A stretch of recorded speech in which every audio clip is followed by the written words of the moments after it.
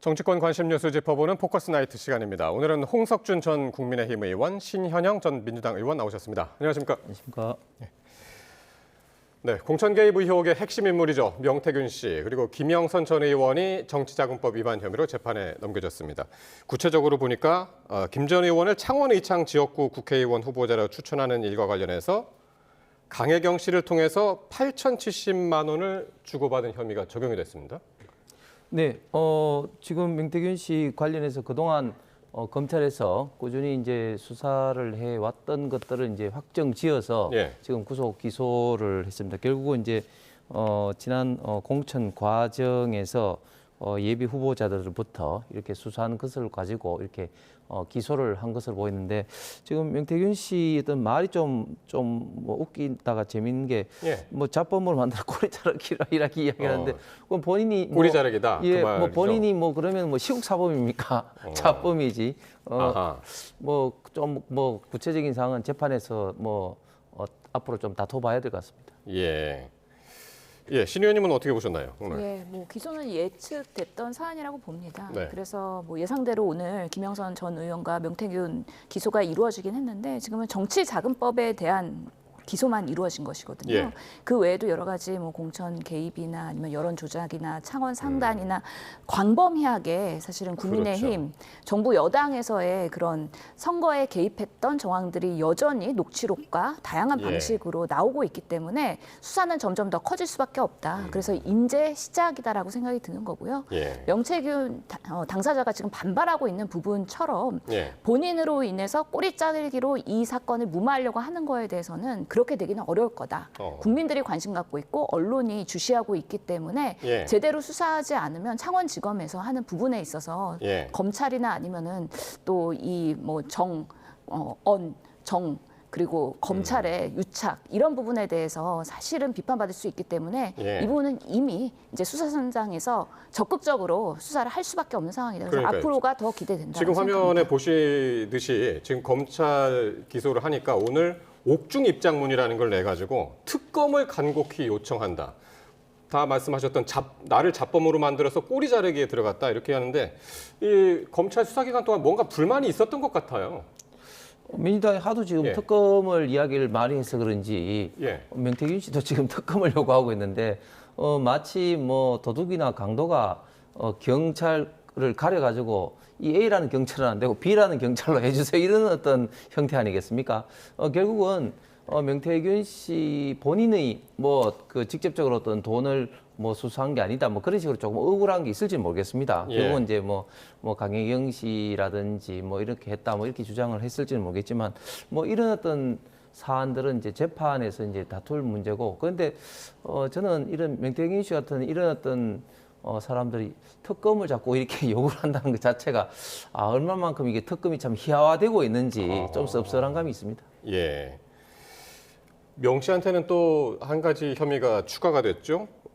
증거 은닉 교사 혐의가 추가됐는데 이건 그 휴대전화 관련인가 보죠? 그렇죠. 소위 말하는 황금폰이 있느냐 아니면은 이미 폐기해서 사라졌느냐에 대한 공방들이 있는 건데 이거 자체가 명태균 씨가 가지고 있는 여러 카톡의 정황이나 문자 정황 그리고 통화 내역 이런 것들이 그 황금폰에 들어가 있는데 처남을 통해서 폐기를 요청했다라는 것들을 명태균 씨가 직접 사실 드러내면서 증거 은닉으로 당연히 이거는 기소될 수 있는 그런 단서기 때문에 과연 이 황금폰이 존재하느냐. 그러면 그것을 검찰이 뭔가 확보할 수 있을 것이냐, 그것을 가지고 더 폭넓은 수사를 할 수 있을 것이냐, 이런 부분에서의 관건이 있을 것인데요. 계속해서 이런 부분들이 명태균 씨가 황금폰을 언급하기도 하고 그것에 뭔가 기대어서 대통령실에 사인을 보내는 것 같은 제스처가 있단 말이죠. 그렇다면은 이거 자체는 뭐 물론 명태균 씨한테는 증거 은닉으로서의 문제가 있긴 하지만 그 외에 지금 드러난 것보다 더 많은 수사 범위가 넓어질 수 있는 부분이기 때문에 이런 부분도 적극적으로 검찰이 더 밝혀야 되는 부분이다. 그리고 이미 강희영 씨가 PC를 명태균 씨한테 받아서 그것을 검찰에 넘겼고 거기서 많은 부분들이 포렌식이 되고 있다고 합니다. 그렇기 때문에 그런 것들이 뭔가 덮어지지 않고 제대로 드러났으면 좋겠다라는 부분들이 기대를 하고 있는 것이죠. 그래서 이 황금폰과 관련해서 어제 명태균 씨 변호인이 상당히 좀 아이러니한 말을 했는데 일단 없다. 휴대폰 없는데 만약에 있다면 이거를 검찰한테 제출하지 않고 언론이나 민주당한테 제출하겠다고 그랬어요. 이건 어떻게 해석하십니까?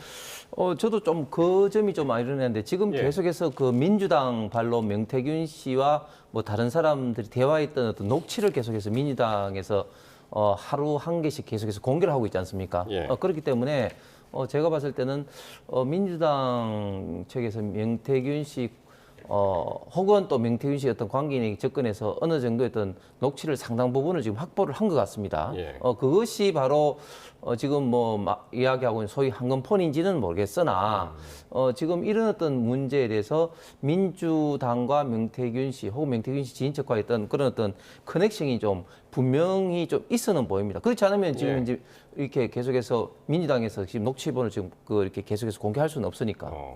예. 그러니까 사실 있는지 없는지 상당히 이제 궁금한 상황에서 일단은 검찰이 증거 은닉 교사 혐의를 이제 추가했단 말이에요.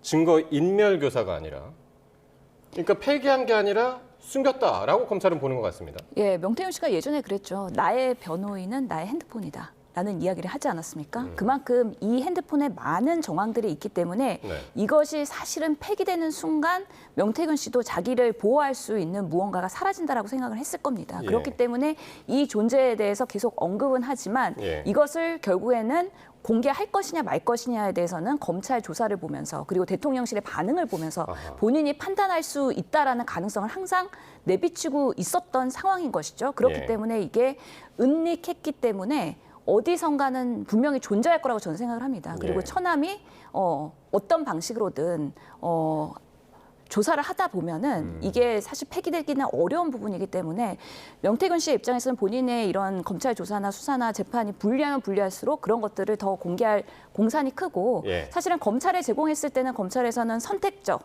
그리고 선별적인 그런 수사를 할 수 있기 때문에 오히려 민주당이나 아니면 언론에 공개해서 투명하게 있는 그대로를 하는 것이 본인을 지키는데 중요하다. 그리고 예. 본인의 그런 명예훼손에 대한 부분을 되게 크게 생각하는 것 같아요. 우리 또 막내 딸을 언급하면서 이번에도 나는 당당한 아버지가 되고 싶다. 그렇기 예. 때문에 특검이 더 적절하다고 판단을 하기 때문에 예. 오늘 그런 입장을 낸 것이 아닌가 생각을 합니다.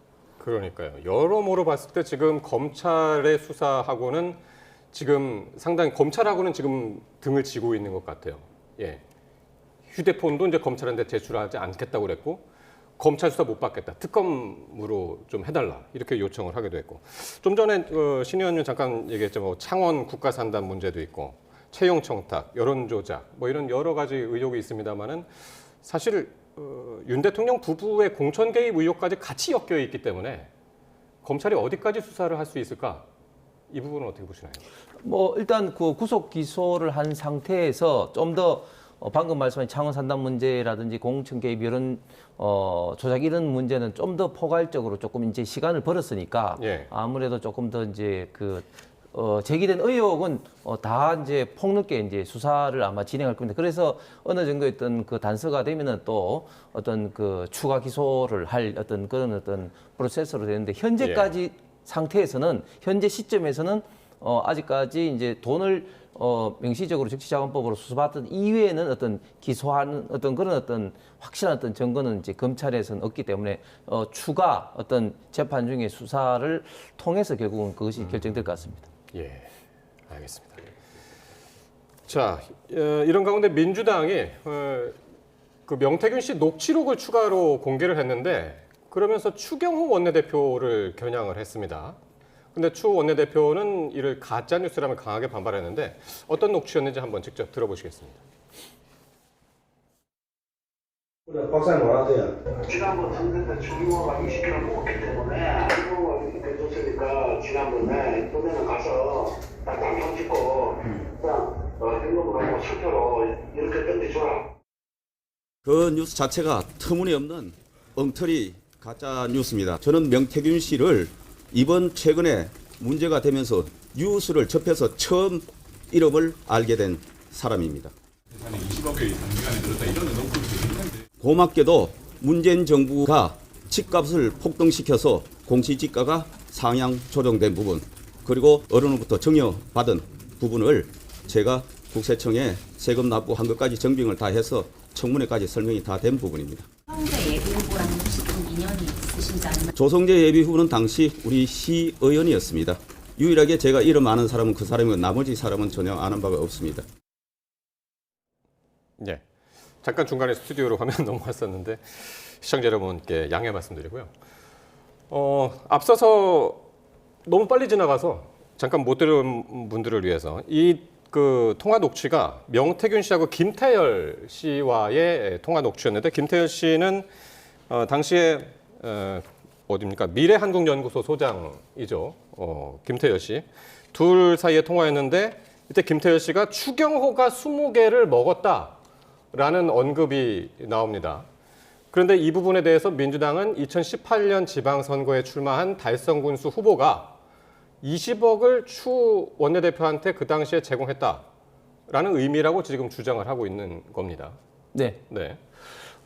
제가 뭐 그 또 지역구가 바로 옆이고 해서 예. 내용을 좀 잘 알고 있는데 아하, 예. 지금 그 대화한 저 시점은 2022년 3월 시점입니다. 2022년 3월 시점에서 이제 지방선거 관련된 이야기를 하면서 4년 전에 2018년도 때 네. 당시에 이제 조성재 시의원이 이제 단수 공천을 받았는데 그때 이제 조성재 시의원이 추경호 의원에게 20억을 제공했다 이런 식으로 지금 민주당은 이 녹취를 이제 해석을 하고 있습니다. 예. 해석을 하고 있는데 상식적으로 이 두 사람 간의 어떤 이야기가 과연 그때 당시의 상황을 정확하게 지금 저는 도저히 판단할 수 없는 상황이다. 그러니까 무슨 말인가 하면은 이 두 사람은 경남 창원에서 그 지금 김태열 씨와 지금 명태균 씨가 이야기를 지금 하고 있는 거 아닙니까? 예. 그렇기 때문에 이거 지금 당사자도 아니고 3자도 아니고 뭐 4자, 5자인 입장에서 지금 이야기를 하고 있는 것이죠. 그렇기 때문에 이 내용에 있던 신뢰성은 전혀 지금 믿을 수가 없고 예. 거기다가 또 2022년도까지도 이야기하는데 그때는 조성재 의원이 이제 공천을 못 받았기 때문에 이건 성립 자체가 되지를 않는 거죠. 그래서 예. 결론은 명태균 씨가 당사자들이 아닌 제3자와 이야기하고 있는 이 녹취들에 의해서 지금 현재 그 국민의힘의 많은 사람들, 오세훈 지금 시장이라든지 또 홍준표 시장이라든지 많은 사람들이 지금 현재 꾸정물이 지금 튀기고 있고 네. 뭐 바로 이제 그런 것들을 지금 민주당에서 좀 기대를 해서 계속해서 하루하루 지금 새로운 어떤 녹취를 지금 현재 공개를 하고 있는 것 같습니다. 그렇군요. 그러니까 지금 워낙 이 녹취 안에 그리고 이 녹취를 전달하는 그 상황에 굉장히 많은 인물들이 중간에 엮여 있기 때문에 뭐 김태열 씨, 지금 통화를 하고 있는 명태균 씨, 그 중간에 지금 말씀하셨던 조성재라는 사람, 그리고 그 사람의 지인 뭐 박재기 씨, 이런 사람들이 다 지금 여기 이런 상황에 지금 엉켜 있단 말이에요. 이것도 수사해봐야죠. 그리고 예. 김태열 씨와 명태균 씨가 이 대화를 한 정황에 대해서는 명확하게 소명을 해야 될 필요가 있다고 봅니다. 예. 그래서 정말 이게 아무 근거가 없는데 이런 20개를 줬다 이런 얘기들이 나올 수는 없을 것 같습니다. 그리고 당사자인 이 조성재 예비 후보도 2018년에 결국에는 공천이 됐지 않습니까? 물론 선거에서 이기지는 못했지만 공천을 받았는데 그 대가가 과연 무엇이었었는지 네. 이것을 검증할 수 있어야 된다라는 생각이 드는데요. 추경호 지금 원내대표는 재산에 그동안에 예. 이 증축 과정을 보면 2016년에 14억을 공개했습니다. 그러다가 22년에 40억으로 증가를 해요. 그러니까 6년 만에 26억이 증액이 됐는데 예. 물론 기재부 장관 청문회 때 이 부분에 대해서 일정 부분 소명이 됐죠.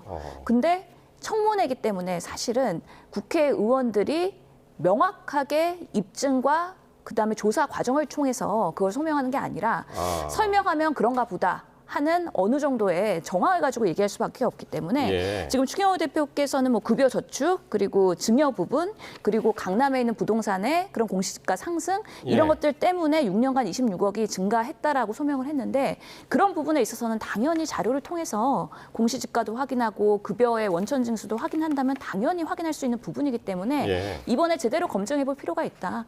추경호 대표께서 강력하게 부인하고 있는 만큼 객관적인 근거를 내면서 가짜 뉴스인 사람임을 입증하는 것이 예. 지금 오늘도 보면은 오세훈 시장도 그렇고 홍준표 시장도 그렇고 다들 명태균 씨랑 엮어가지고 고소고발하고 있지 않습니까? 예. 이런 부분에 있어서 자유로운 지금 국민의힘의 예. 그런 굵직한 정치인들이 별로 남아있지가 않는 것 같아요. 명확하게 소명할 필요가 있다라고 생각합니다. 네.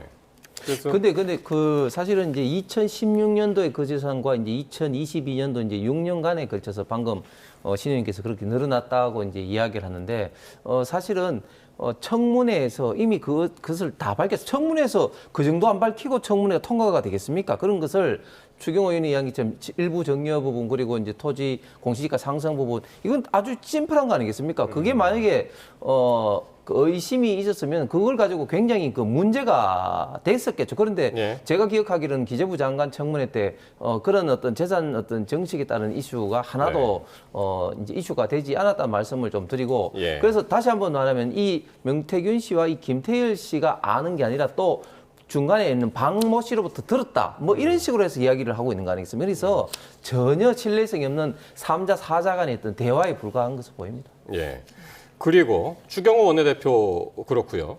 녹취록에 또 홍준표 대구시장이 언급이 되는데 명태균 씨가 뭐라고 그랬냐면 선거를 치르도록 내가 군량미를 다 만들어줬다.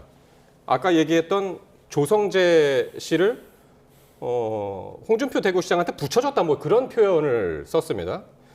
민주당에서는 이걸 어떻게 해석을 하냐면 그 조 씨를 통해서 홍 시장의 선거 자금도 연결해 주려던 것 아니냐. 이렇게 얘기를 하니 지금 대구시장 홍준표 대구시장은 팔팔 뛰었죠. 페이스북에서 또. 예. 왜 홍준표 본인과 유착 관계나 통화 녹음은 없을까요? 나를 잘못 공격하면 부메랑이 돼서 10배 이상 반격을 할 것이다. 엄포를 놓기도 했습니다. 사실 이것도 확인되기 전까지는 신뢰할 수 없는 사실 입장 표명이거든요. 예전에 그 명태균 씨가 여론조사를 위해서 안심번호를 받았는데 그것을 홍준표 캠프에서 받았다는 게 명태균 씨를 통해서 나타났는데 그 당시에도 홍준표 시장이 막 길길이 날뛰었었어요. 근데 알고 네. 보니까 그 캠프에 있는 측근이 전달한 게 맞아서 페북에 저런 내용들을 슬그머니 내린 적이 있으시거든요. 그래서 홍준표 시장 선거 때도 사실은 어떤 명태균 씨가 개입해서 도움이 됐는지 모르겠는데 예. 물론 후보인 홍준표 시장한테는 직접적인 도움을 줬을 수도 있고 아니면 그 측근을 통해서 간접적인 도움을 줬을 수도 있는 것이죠. 보통 간접적인 도움을 줬다 그러면은 본인이 인지하지 못하기 때문에 이런 부분에 있어서 나한테 피해가는 거에 대해서는 깨끗하게 지금 이렇게 입장 표명을 하는 것으로 보이긴 하는데 예. 본인의 주변 관리가 얼마나 그렇게 투명하게 됐는지는 그 누구도 모르는 상황이고 지금 명태균 씨의 여러 가지 발언들이 허장성세가 있으면서도 사실 그대로 드러나는 일들도 꽤 많다는 것이죠.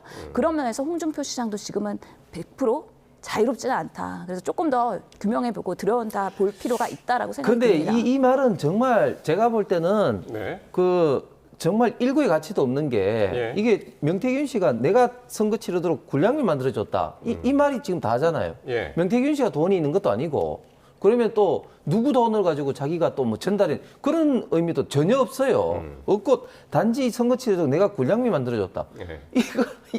이 말을 예.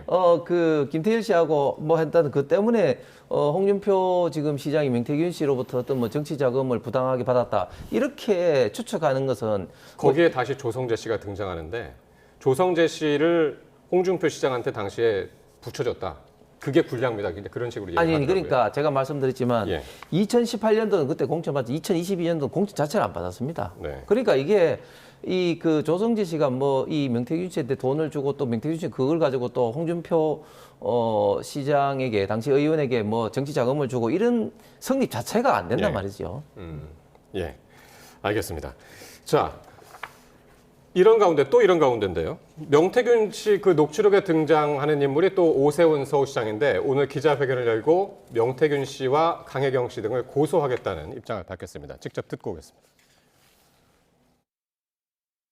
최근 명태균과 강혜경은 범죄 사실을 스스로 자백하고 있습니다. 이들은 가중치 조작, 표본 뒤섞기, 이른바 표지가리, 그리고 여론조사 없는 100% 허위 데이터를 만들어내는 등 여론조작의 백화점을 방불케 하는 행태를 보여왔습니다. 사안의 본질은 단순합니다. 명태균과 김영선 등 사기 집단이 오세훈 캠프에 여론조사를 믿기로 하는 사기의 범위를 가지고 접근했지만 우리 캠프는 단호히 물리쳤고 정도를 걸었습니다. 김한정 등 조작 사실을 인지하지 못한 인물을 속여서 금전을 편취해냈습니다. 예. 오세훈 서울시장, 2021년 서울시장 보궐선거 당시에 명 씨의 도움을 받았다는 의혹을 재차 반박을 하면서 고소장까지 이제 제출하겠다라고 하는데요. 잠시요. 대통령실 브리핑 현장으로 가보겠습니다.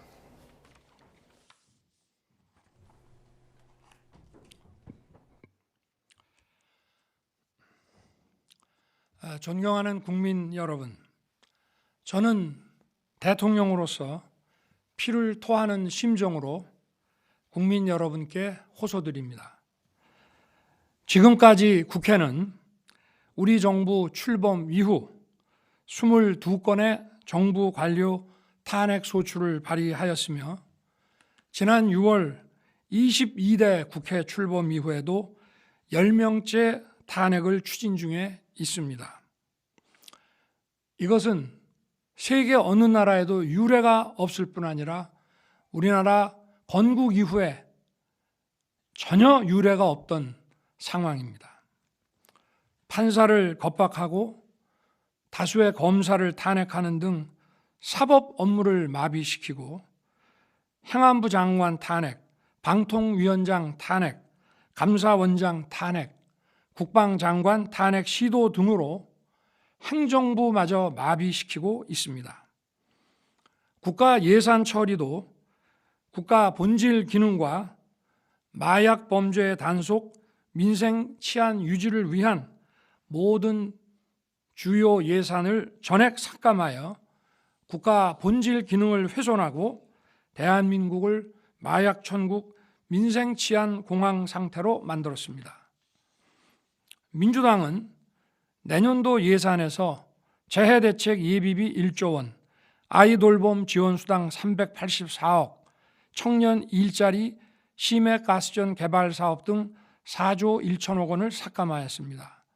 심지어 군 초급 간부 봉급과 수당 인상, 당직 근무비 인상 등 군 간부 처우 개선비조차 제동을 걸었습니다. 이러한 예산 폭거는 한마디로 대한민국 국가 재정을 농락하는 것입니다.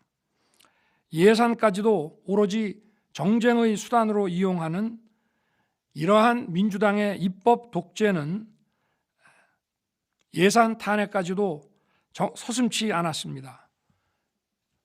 국정은 마비되고 국민들의 한숨은 늘어나고 있습니다. 이는 자유 대한민국의 헌정 질서를 짓밟고 헌법과 법에 의해 세워진 정당한 국가기관을 교란시키는 것으로서 내란을 획책하는 명백한 반국가 행위입니다. 국민의 삶은 안중에도 없고 오로지 탄핵과 특검, 야당 대표의 방탄으로 국정이 마비 상태에 있습니다. 지금 우리 국회는 범죄자 집단의 소굴이 되었고 입법 독재를 통해 국가의 사법 행정 시스템을 마비시키고 자유민주주의 체제의 전복을 기도하고 있습니다. 자유민주주의의 기반이 되어야 할 국회가 자유민주주의 체제를 붕괴시키는 괴물이 된 것입니다. 지금 대한민국은 당장 무너져도 이상하지 않을 정도의 풍전등화의 운명에 처해 있습니다. 친애하는 국민 여러분, 저는 북한 공산 세력의 위협으로부터 자유 대한민국을 수호하고 우리 국민의 자유와 행복을 약탈하고 있는 파렴치한 종북 반국가 세력들을 일거에 척결하고 자유 헌정 질서를 지키기 위해 비상계엄을 선포합니다. 저는 이 비상계엄을 통해 망국의 나락으로 떨어지고 있는 자유 대한민국을 재건하고 지켜낼 것입니다. 이를 위해 저는 지금까지 폐악질을 일삼은 망국의 원흉, 반국가 세력을 반드시 척결하겠습니다. 이는 체제 전복을 노리는 반국가 세력의 준동으로부터 국민의 자유와 안전 그리고 국가 지속 가능성을 보장하며 미래 세대에게 제대로 된 나라를 물려주기 위한 불가피한 조치입니다. 저는 가능한 한 빠른 시간 내에 반국가 세력을 척결하고 국가를 정상화시키겠습니다. 계엄 선포로 인해 자유 대한민국 헌법 가치를 믿고 따라주신 선량한 국민들께 다소의 불편이 있겠습니다마는 이러한 불편을 최소화하는 데 주력할 것입니다. 이와 같은 조치는 자유 대한민국의 영속성을 위해 부득이한 것이며 대한민국이 국제사회에서 책임과 기여를 다한다는 대외 정책 기조에는 아무런 변함이 없습니다. 대통령으로서 국민 여러분께 간곡히 호소드립니다. 저는 오로지 국민 여러분만 믿고 신명을 바쳐 자유 대한민국을 지켜낼 것입니다. 저를 믿어 주십시오. 감사합니다.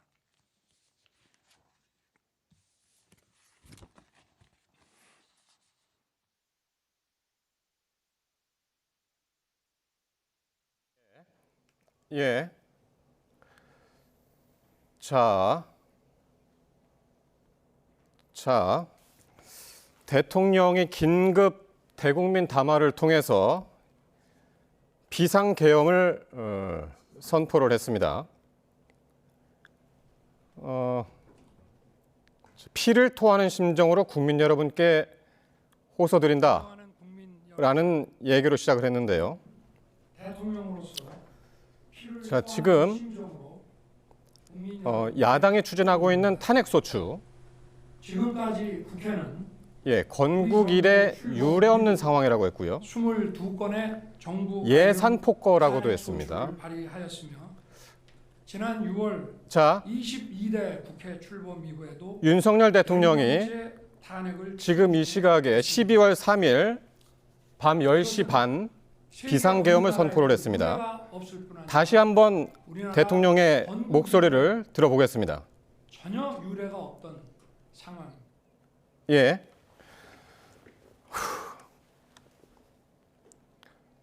자, 대통령이 긴급 대국민 담화를 했습니다. 예정에 없는 담화였고요. 지금 아까 이제 말씀을 하셨는데요.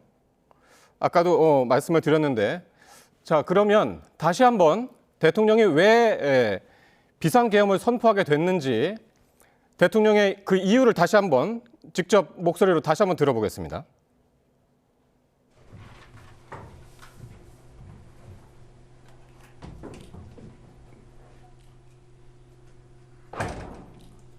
존경하는 국민 여러분, 저는 대통령으로서 피를 토하는 심정으로 국민 여러분께 호소드립니다.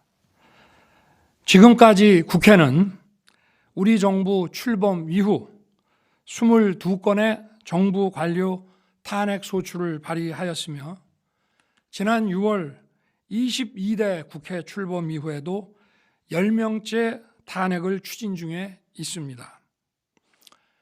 이것은 세계 어느 나라에도 유례가 없을 뿐 아니라 우리나라 건국 이후에 전혀 유례가 없던 상황입니다. 판사를 겁박하고 다수의 검사를 탄핵하는 등 사법 업무를 마비시키고 행안부 장관 탄핵, 방통위원장 탄핵, 감사원장 탄핵, 국방장관 탄핵 시도 등으로 행정부마저 마비시키고 있습니다. 국가 예산 처리도 국가 본질 기능과 마약 범죄 단속, 민생 치안 유지를 위한 모든 주요 예산을 전액 삭감하여 국가 본질 기능을 훼손하고 대한민국을 마약 천국, 민생 치안 공황 상태로 만들었습니다. 민주당은 내년도 예산에서 재해대책 예비비 1조 원, 아이돌봄 지원수당 384억, 청년 일자리 심해가스전 개발 사업 등 4조 1천억 원을 삭감하였습니다. 심지어 군 초급 간부 봉급과 수당 인상, 당직 근무비 인상 등 군 간부 처우 개선비조차 제동을 걸었습니다. 이러한 예산 폭거는 한마디로 대한민국 국가 재정을 농락하는 것입니다. 예산까지도 오로지 정쟁의 수단으로 이용하는 이러한 민주당의 입법 독재는 예산 탄핵까지도 서슴지 않았습니다. 국정은 마비되고 국민들의 한숨은 늘어나고 있습니다. 이는 자유 대한민국의 헌정 질서를 짓밟고 헌법과 법에 의해 세워진 정당한 국가기관을 교란시키는 것으로서 내란을 획책하는 명백한 반국가 행위입니다. 국민의 삶은 안중에도 없고 오로지 탄핵과 특검, 야당 대표의 방탄으로 국정이 마비 상태에 있습니다. 지금 우리 국회는 범죄자 집단의 소굴이 되었고 입법 독재를 통해 국가의 사법 행정 시스템을 마비시키고 자유민주주의 체제의 전복을 기도하고 있습니다. 자유민주주의의 기반이 되어야 할 국회가 자유민주주의 체제를 붕괴시키는 괴물이 된 것입니다. 지금 대한민국은 당장 무너져도 이상하지 않을 정도의 풍전등화의 운명에 처해 있습니다. 친애하는 국민 여러분, 저는 북한 공산 세력의 위협으로부터 자유 대한민국을 수호하고 우리 국민의 자유와 행복을 약탈하고 있는 파렴치한 종북 반국가 세력들을 일거에 척결하고 자유 헌정 질서를 지키기 위해 비상계엄을 선포합니다. 저는 이 비상계엄을 통해 망국의 나락으로 떨어지고 있는 자유 대한민국을 재건하고 지켜낼 것입니다. 이를 위해 저는 지금까지 패약질을 일삼은 망국의 원흉, 반국가 세력을 반드시 척결하겠습니다. 이는 체제 전복을 노리는 반국가 세력의 준동으로부터 국민의 자유와 안전 그리고 국가 지속 가능성을 보장하며 미래 세대에게 제대로 된 나라를 물려주기 위한 불가피한 조치입니다. 저는 가능한 한 빠른 시간 내에 반국가 세력을 척결하고 국가를 정상화시키겠습니다.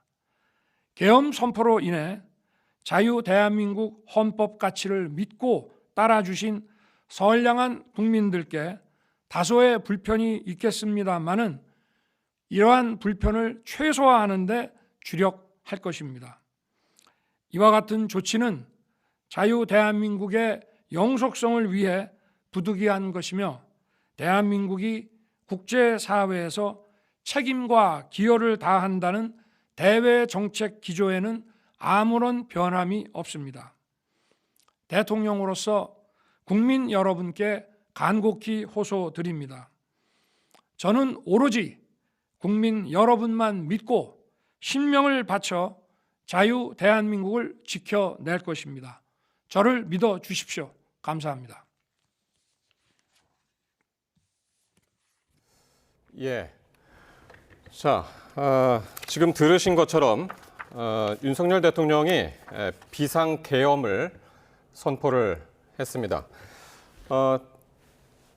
12월 3일 밤 10시 20분 넘어서 선포를 했고요. 지금 다시 한번 대통령의 육성으로 다시 한번 그 내용을 들으셨는데요. 사실 조금 전까지 없던 브리핑이었고 그 브리핑이 대통령의 대국민 담화가 됐고요. 그게 비상계엄이라는 내용은 조금 전에 시청자 여러분과 함께 저희도 들었습니다. 네, 이 비상계엄에 대해서 먼저 조금 간략하게 설명을 해드리면 대통령이 전시나 사변 또는 이에 준하는 국가 비상사태에 있어서 뭐 적과 교전 상태에 있거나 아니면 사회 질서가 극도로 교란돼서 행정이나 사법 기능의 수행이 현저히 곤란한 경우에 이럴 때 이제 선포를 하는 계엄을 말합니다. 그래서 비상계엄을 선포한다고 하기 전까지 지금 들으신 것처럼 여러 가지 이유를 이야기를 했습니다. 지금 탄핵소추를 야당이 지금 주장한 탄핵소추 이야기했고요. 예산 폭거, 지금 사상 초유의 야당이 감액 예산안을 상정을 하려다가 그게 좀 미뤄졌죠. 10일로. 그런 상황. 그리고 내란에 해당하는 반국가 행위다. 이런 표현을 썼고 헌정 질서를 짓밟고 국가기관을 교란하고 내란을 힐책한다고 표현을 했습니다. 네. 지금 두 분 아직 계신데요. 홍석준 전 의원 그리고 신현영 전 의원 같이 지금 계신데요. 깜짝 놀랐습니다. 저는. 어떻게 들으셨습니까? 예, 뭐 저도 깜짝 놀랐습니다. 역사적인 어떤 순간인 것 같은데 결국 대통령은 지금 현재 민주당이 지금 현재 많은 어떤 장관, 검사, 특히 최근에 또 내일 탄핵 예정인 감사원장까지 이렇게 이제 탄핵을 함으로써 이제 국정을 이제 지금 이제 사실상 마비시킨다. 왜냐하면 이제 탄핵 소추가 결정이 되면 결국은 헌재가 지금 이제 6인 체제로 돼 있는데 언제 이게 결정될지 모르는 기간까지 결국은 이제 직무가 이제 정지되지 않습니까? 그렇기 때문에 많은 어떤 부처와 특히 이제 감사원장까지 이제 직무가 이제 정지되는 거라든지 또 예산도 사상 처음으로 헌정 사상 처음으로 그저께 이제 예결위에서 민주당이 단독으로 지금 감액 예산을 처리를 했는 거 이게 사실 사상 최초일 뿐만 아니라 이런 식으로 되면 이제 집행부 수장으로서 대통령 특히 이제 각 부처의 어떤 장관의 어떤 업무들도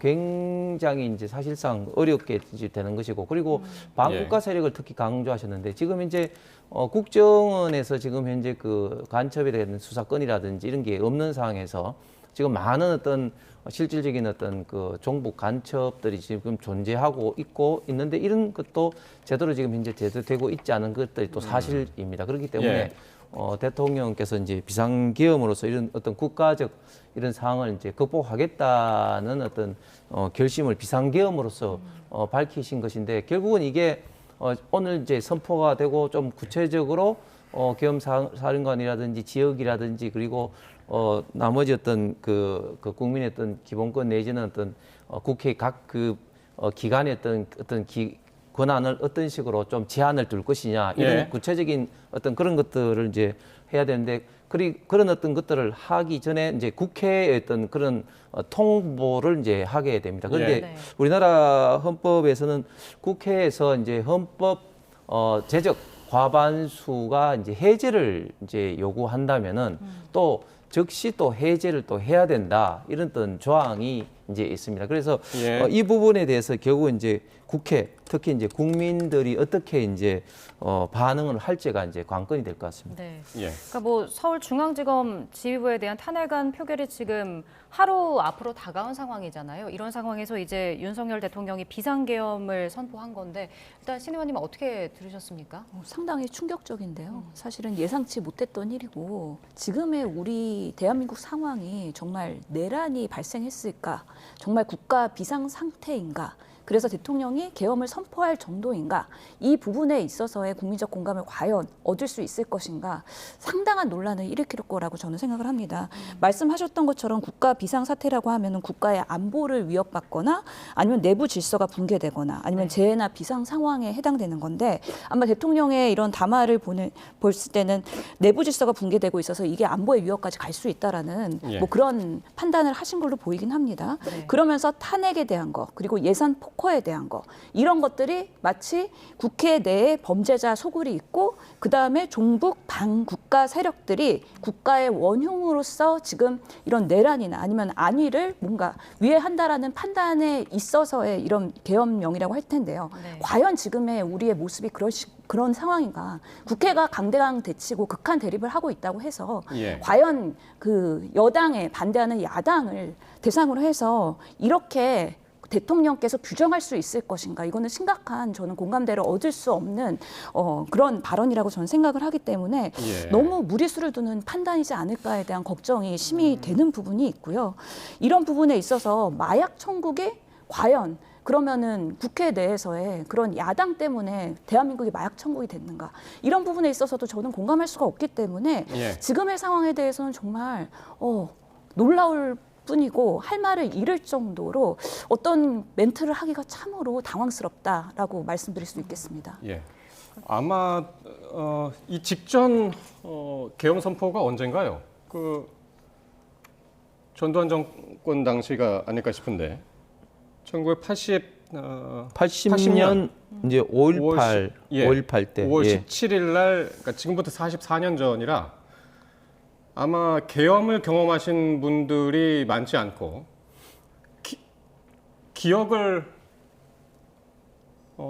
기억도 지금 잘 나지 않는 뭐 그런 상황일 텐데 계엄이 발령이 되면